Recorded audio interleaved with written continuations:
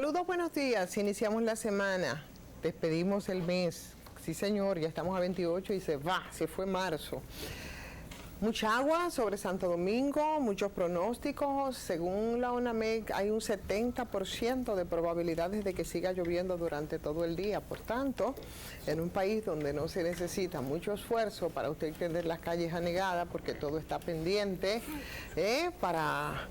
de esas cosas que no se ven pero se sienten y se padecen, sobre todo cuando tenemos algunos chubascos, muchos entaponamientos, que es otro tema pendiente. Y eso imposibilita y es bastante difícil para que la gente pueda llegar a tiempo a sus centros de trabajo, a lo que normalmente los lunes, que nos gusta todo, el lunes resuelvo, entonces los lunes todo el mundo sale, los que no lo hacen cotidianamente por trabajo. Hoy es un día complicado, sí señor, muy complicado, y si a eso usted le suma ese cambio en el que estamos ahí metidos, ese cambio como brusco de la temperatura, tenía muchísimo calor, evidentemente que hoy estará más fresco, pues eso también se expresa con temas de salud y demás, así es que el día está complicado. Fernando, ¿cómo llegaste? ¿Llegaste bien? ¿Cómo te trataron los tapones y demás? Ya tú lo describiste de manera precisa. Ciertamente es un día que las cosas se amontonan, es principio de semana, pero tiene la particularidad de que nos pone de relieve temas que vamos a durar mucho rato tocando en el análisis, en la búsqueda del punto crítico de las cosas y que llaman la atención y aturden al país. Yo tengo una propuesta para hoy. De hecho, son uno de los temas del día. Se trata mucho, son de esos temas que van, vienen y que a veces de manera oportunista se ponen de relieve, como acabas de decir. Y es el tema de la educación. Ese es un tema de siempre, ahora con el componente sindicato, huelgas, interrupciones de docencia, tan atropellada como ha sido, porque en los últimos 2 años la verdad que nos las hemos visto negras. Eso se suma, por supuesto, a esa deuda que tenemos desde siempre con todo el proceso educativo, sobre todo en la educación básica, media, básica y media, ¿verdad? Básica y media. Exacto, sobre todo ahí. La educación no universitaria. La educación no universitaria, para que nos podamos entender. Tenemos demasiados retrasos y carencias. Y entonces ahora, como único recurso, yo estoy muy de acuerdo con las reivindicaciones de los diferentes sectores y por supuesto del sector educación, evidentemente que sí. Ahora, señores, yo no había visto cuánto rechazo ha concitado ese llamado a paralizaciones hecho por la Asociación Médica Dominicana en estos días. La Asociación Médica. La Asociación de Profesores, la ADP. Y yo quiero que nos detengamos a analizar un poquito sobre y a repartir las culpas también, respecto al tema educativo, del que no está exento. Yo creo que tiene que cargar con una cuota también la propia ADP como instrumento político partidario desde el que se ha accionado en muchas ocasiones con todo el tema educativo. Entonces te propongo que echemos una mirada y a ver si podemos conseguir un punto crítico en torno a las paralizaciones a las que ha llamado la ADP, como siempre, en demanda de aumento de salario. Yo estando totalmente de acuerdo con abordar el tema que propones, porque no somos nosotros, no eres tú quien lo define, es el curso de los acontecimientos.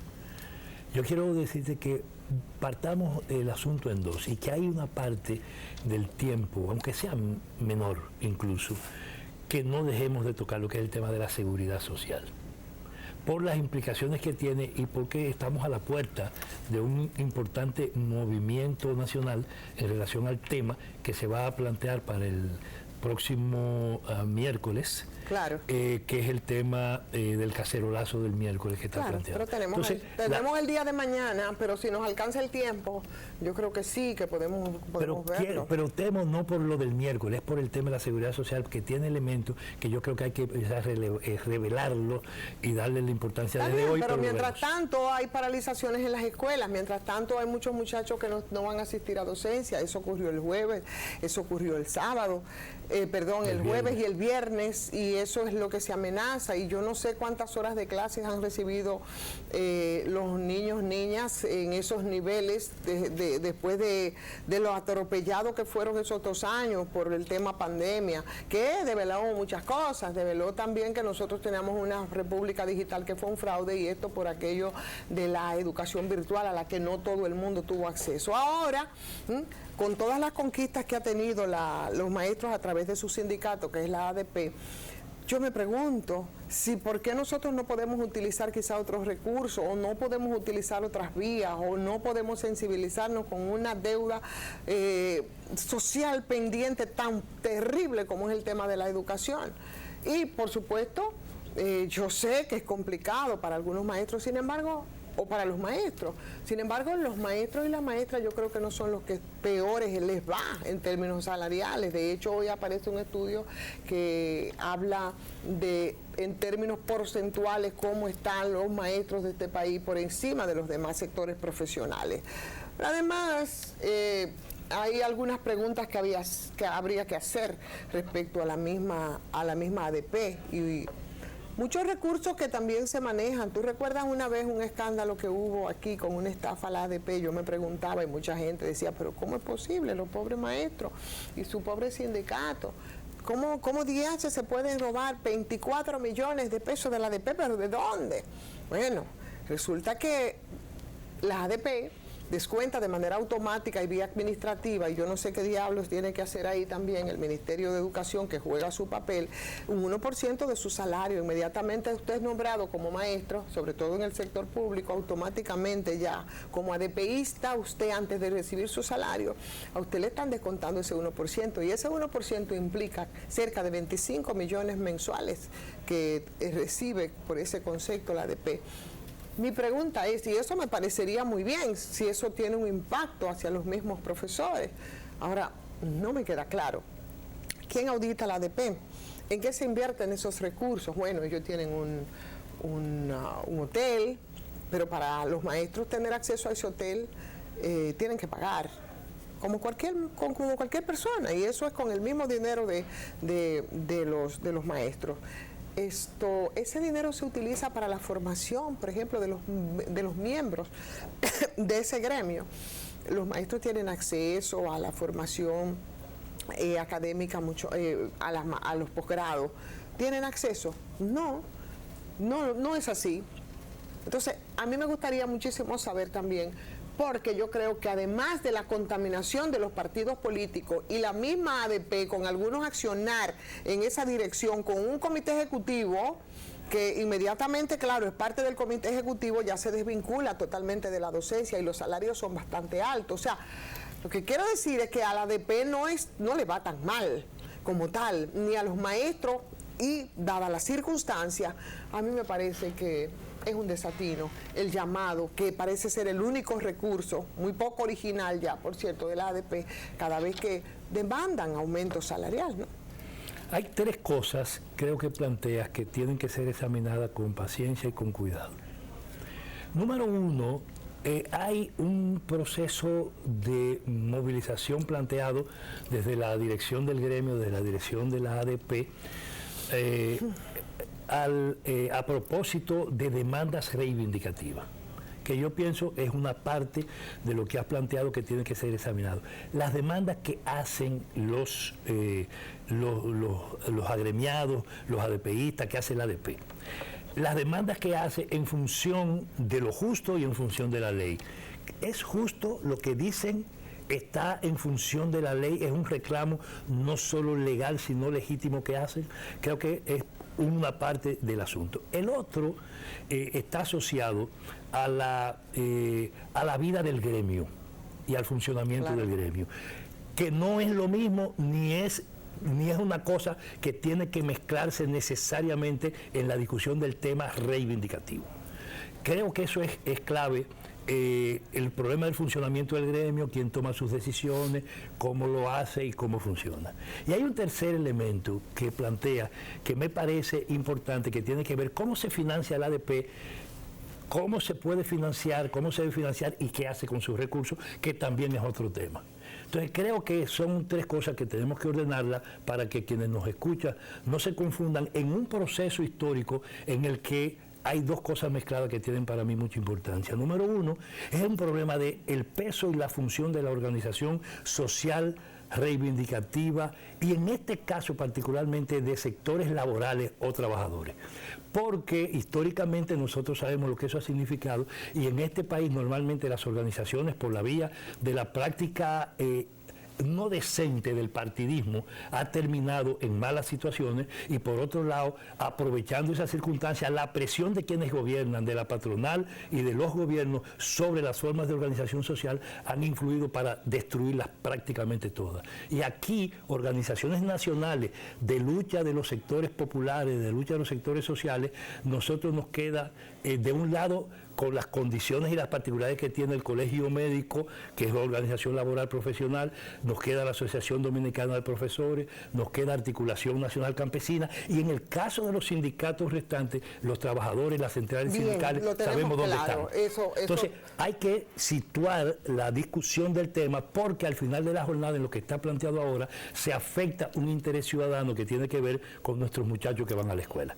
Entonces, quisiera hacer la reflexión para buscar el punto crítico de verdad, ubicando la centralidad que debemos discutir. La huelga, el tema de los profesores, el funcionamiento de la ADP o el financiamiento del sindicato. Es que una cosa viene con la otra. Por supuesto que sí. Yo creo que sí, que llama porque cuando se tienen que establecer las responsabilidades, bueno, tú dices también, tú tienes que hablar de la ADP.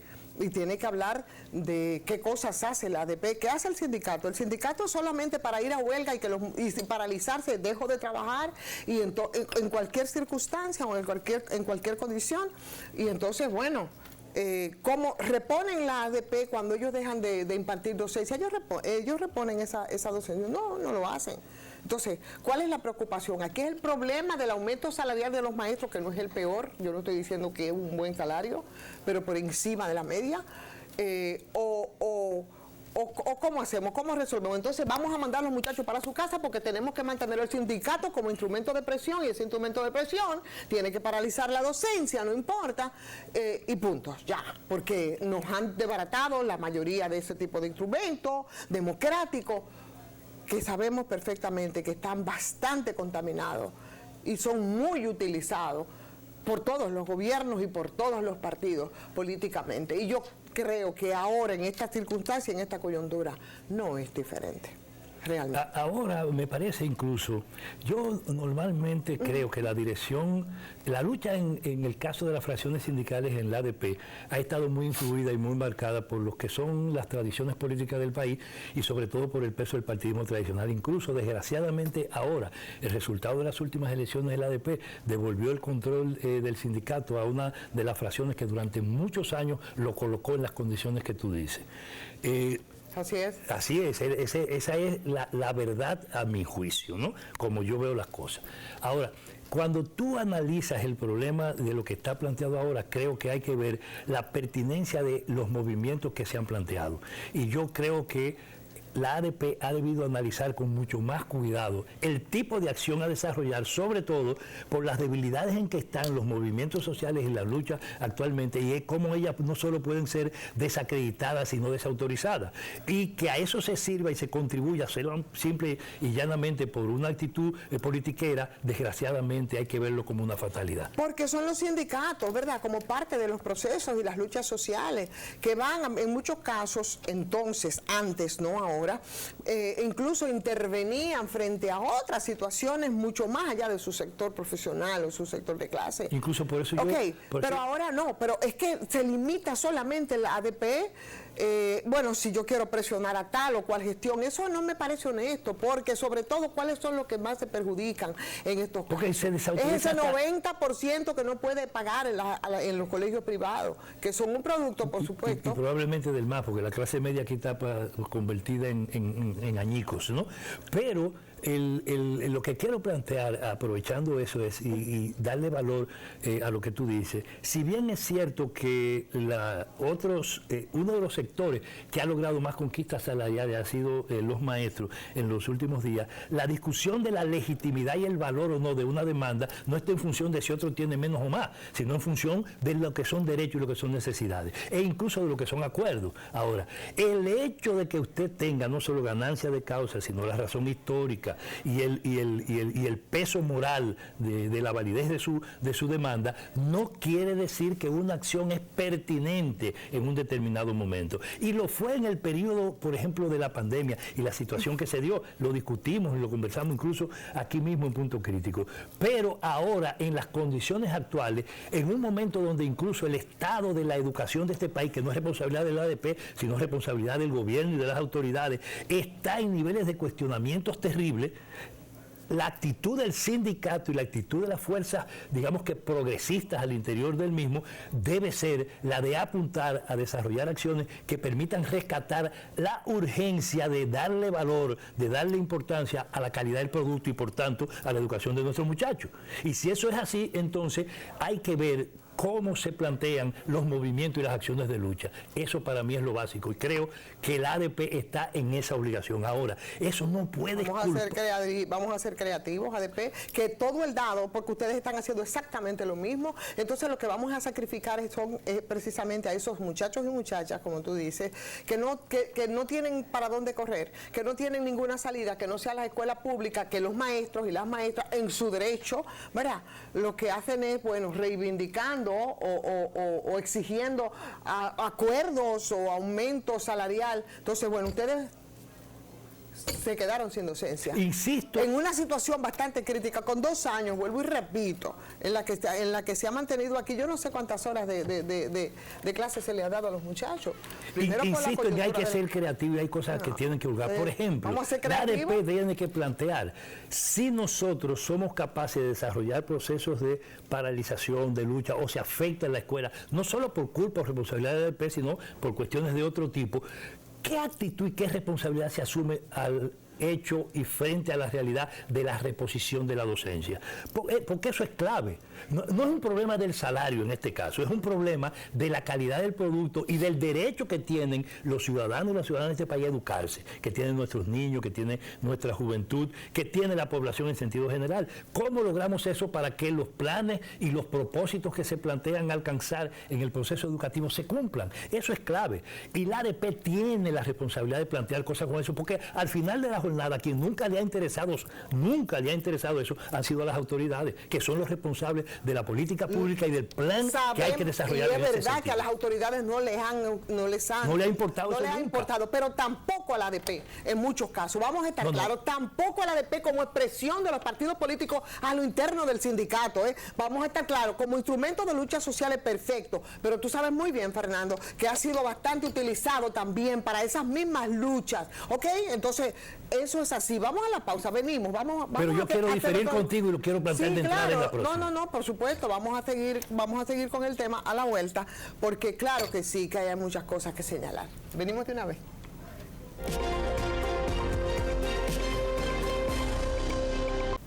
Bueno, aquí estamos de regreso. Pero es verdad que fuera del aire es mejor.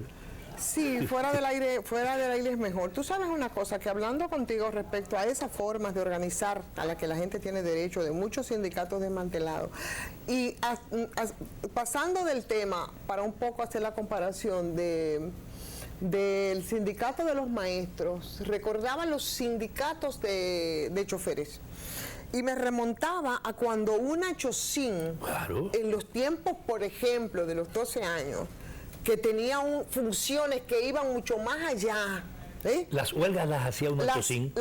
Oye, me paralizaba el país, porque eran huelgas, estructuras reivindicativas que tenían, que no solo eran reivindicativas, no, que también tenía una función social, ¿ok? Política en la mejor dirección, con impacto precisamente hacia sus afiliados, y los sindicatos normalmente están para proteger a la gente de menos recursos, a la gente que normalmente desde el sector oficial no se le da el tratamiento que debe dársele. Entonces, cómo eso fue variando y en qué devino, que ya los sindicatos del transporte no son sindicatos, ya son empresarios, dividieron en empresarios y en empresarios del transporte.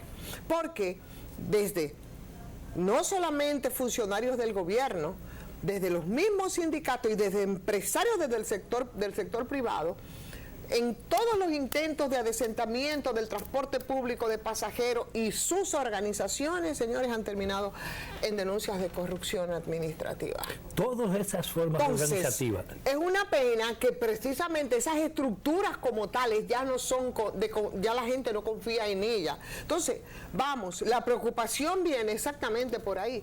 El sindicato de los maestros y maestras como estructura, no solo reivindicativa, que igual ha cumplido esas funciones en otros momentos políticos, social, distintos, pueda devenir en eso, porque ahí hay una comisión ejecutiva o varios miembros de su comisión ejecutiva y sus presidencias y a quienes representan. La verdad, las preocupaciones no tienen nada que ver por los maestros y las maestras, y por eso yo traía el tema incluso del manejo de los recursos que se hace, y se hace ahí en esa dirección ejecutiva, de gente que cobran incluso como maestros, pero no son docentes, porque ellos cobran ahí y lo hacen muy bien, pero ahí no se está pensando tampoco en mejorar las condiciones de vida de los maestros realmente, en invertir en la formación de los docentes, en pensar en los vacíos y las lagunas que tienen todos esos muchachos y muchachas que van a las escuelas públicas, en qué nivel, y eso tenemos estudios recientes, señores, en qué nivel estamos. Están los niños y niñas en lectoescritura, en matemática, en términos porcentuales. Esa es la preocupación de esa ADP. Se preocupa por eso. ¿Qué hace? ¿Cuáles son las iniciativas? Entonces, bueno, vamos a buscar formas más creativas y vamos a hacer reclamos más integrales también, ¿o no? Ahora, qué bueno que lo plantea, porque es como volver un poco a la preocupación que yo decía, los tres planos en que hay que discutir las cosas. Ese último es un plano. Sería interesante discutir con nuestros amigos y amigas de la ADP, con Hidalgo, con Juan Núñez, por ejemplo. Yo creo que debemos invitarlo para hacer una reflexión sobre el tema. ¿Cuál es la posición que ellos plantean y qué hacen? Porque no solo lo que dicen, cuáles acciones desarrollan, proponen e impulsan, cuáles movimientos sociales desde el magisterio plantean. Por una razón. No solamente lo que dicen, sobre todo porque sus discursos varían dependiendo. Por eso dije, no lo que dicen, sino lo que hacen, lo que plantean, las acciones, la línea de movilización social que proponen para afrontar temas como ese, no solo de la calidad, de la realidad del sistema educativo dominicano, del tema de las llamadas reformas en la educación, del tema de la modernización de los procesos, del tema de la actualización de los maestros, etcétera. ¿Qué se plantea? De la aplicación para esos planos, por ejemplo, del 4% de la educación. Eso salió, por ejemplo, de la presidencia de la ADP. Yo recuerdo, y aunque se lo quieran regatear, eso fue una propuesta de María Teresa Cabrera. Óyeme, que lo recuerdo como ahora fue. Y, por ejemplo, en momentos en los que se estaba violando la ley, pero eso no implicó tampoco paralización de la docencia. Sí. Y fue una lucha contundente que ahora debería también esa misma ADP mantenerse, darle seguimiento y mantenerse vigilante. Porque después incluso podemos volver a evaluar el llamado movimiento amarillo y cómo se desarrolló y en lo que terminó y la oportunidad y cómo esa gran conquista para la educación fue secuestrada por los mercaderes del sector empresarial, que son los que se han aprovechado de esa conquista de la sociedad dominicana. Pero lo que quiero plantear a propósito de esto es que justamente hay que discutirlo, y yo pienso que sería interesante discutirlo con ellos mismos por una razón. La ADP promovió y logró que se creara alrededor del magisterio una entidad paralela a ella misma que no depende de su comité ejecutivo y que es probablemente, si no la más, es la más. ¿Cuál? La más grande de las cooperativas que existen en este país. La COPNAMA. Sí, la COPNAMA. Más de 5.000 millones al año maneja. Sí. Manejaba Entonces, hasta la última vez que yo trabajé la última estafa. ¿Qué hace la ADP, frente a la cooperativa de los maestros? Porque no se puede decir que es la cooperativa de la ADP. No, uno. de los maestros. Dos, ¿qué pasa con el problema de la seguridad social, que no depende como si fuera un comité de la ADP. ¿Qué pasa con el problema del seguro médico? Pero tú dices qué pasa con qué hace la ADP como sindicato de los maestros en relación a, por ejemplo, a las dos cosas. La cooperativa de maestros discúlpame. Y los manejos que se hacen. Pero disculpa, sí, yo lo estoy planteando por eso, pero no quiero que lo chamusquemos. Así se dice, no que lo maltratemos o que no lo tratemos en la profundidad de vida. Lo estoy planteando como tema que la ADP tiene que dar respuesta para afrontar la propia realidad y las condiciones de vida de los maestros, porque es indiscutible que constituyó una conquista la creación de una empresa cooperativa como la que se creó, pero que maneje miles de millones de pesos sin que el magisterio de manera efectiva sepa cómo eso se revierte en sus condiciones de vida y en las condiciones de vida de la sociedad dominicana. Perdón, pero no solo eso, porque tampoco no podemos obviar la realidad, sino que esa misma cooperativa, esa misma CONAMA ha sido centro de grandes denuncias de corrupción y sabemos de cosas comprobadas y procesos judiciales. Corrupción, sí, pero estafa, Fernando, estafa, perdón, yo no sé por qué, pero podrá ser la cooperativa de los maestros, pero por supuesto que sí, que ha sido el centro de grandes estafas, y ahí, ¿sabe qué? En la cúpula de la CONAMA y los manejadores de la CONAMA, donde confluyen representantes de los distintos partidos, arriba, para estafar a la CONAMA, como ha ocurrido en ocasiones, no sé qué pasa hace unos años. Todos se han puesto de acuerdo. Para influir incluso. Es lo mismo. Tú estás concluyendo la evaluación de un tema que creo que... No estoy concluyendo nada, solamente agregué ese elemento respecto al tema de la CONAMA. Discúlpame. ¿Por qué tienen que ser más vigilantes? Traigo el tema de la CONAMA porque creo que son cosas en las que el sindicato, la organización gremial de los maestros, la que trata sus problemas sociales, políticos, humanos, tiene que plantearse, porque además esa cooperativa es una especie de reivindicación histórica del magisterio que se organizó en la Asociación Dominicana de Profesores. Uno. Dos, digo el tema de la seguridad social porque es parte de las luchas de las clases trabajadoras y en este caso del movimiento de los maestros. Y tres, digo, fuera de esas dos cosas, entonces, ¿qué hace la ADP para garantizar que decenas de miles de maestros de todo el país se eduquen, se formen, se capaciten y actúen? ¿Cuál es la revista que le pasa? ¿Cuál es la acción que desarrolla? Yo creo que esas son tres cosas que tienen que ser y deben ser discutidas, las que la dirección de la ADP debe dar cuenta para que pueda ser la organización sindical, que es la madre de todo eso, producir un impacto de su función en el país que asegure mejorar condiciones, calidad de vida a partir de la función natural del ADP, que es lograr que la educación sirva para algo. Entonces tú estás diciendo exactamente que la ADP debería tener funciones que vayan más allá de las paralizaciones en las escuelas para pedir aumento de salario. No, yo creo que debe, lo que yo estoy diciendo... Cuando hablamos del tema de la seguridad, cuando hablamos de esos instrumentos que ellos tienen que deberían de impactar a favor de los maestros,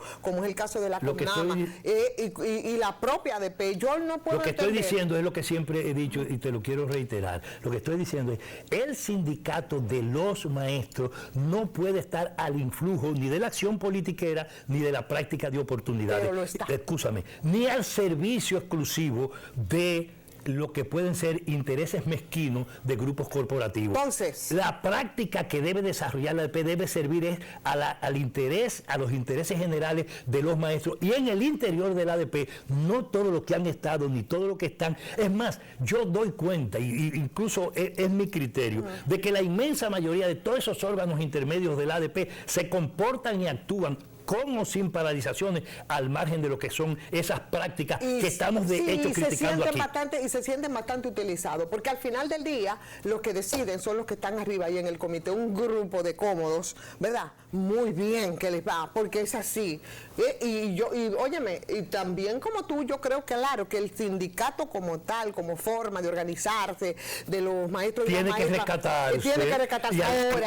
Tiene que actuar políticamente en función de los intereses de los maestros y no de los grupos corporativos que para que no se descalifique como se está descalificando ahora ese comité ejecutivo, que en una coyuntura tan difícil... Ahora coincido contigo, tenemos que influir para que la práctica que se desarrolle desde la dirección del sindicato sirva para autorizar la organización que históricamente se construyó y que surgió justamente en esos tiempos de cuando tú hablabas de aquella Unachocín. Mira, que te quería hacer un recordatorio.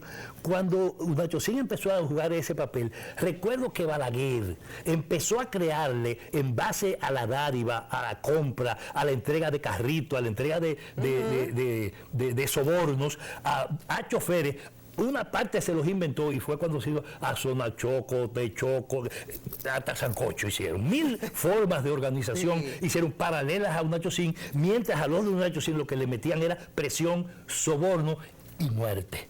Porque todo el mundo sabe, la legión de dirigentes choferiles que quedaron asesinados durante el periodo de los 12 años, fue la combinación de la represión, la línea de descrédito con la creación de organizaciones paralelas, que no han podido hacer en el caso de la ADP, y entonces la han querido fuñir desde adentro, desacreditando procesos como el de su organización cooperativa, desacreditando organizaciones y formas organizativas como la de la Seguridad Social y desacreditando al mismo tiempo a la propia dirección de la ADP. Entonces, el tiempo se terminó y el punto crítico nos deja como tarea, señores, que además del tema de las izquierdas, que es un tema pendiente para discusión también. Yo pensé que tú venías hoy por ahí. También los sindicatos.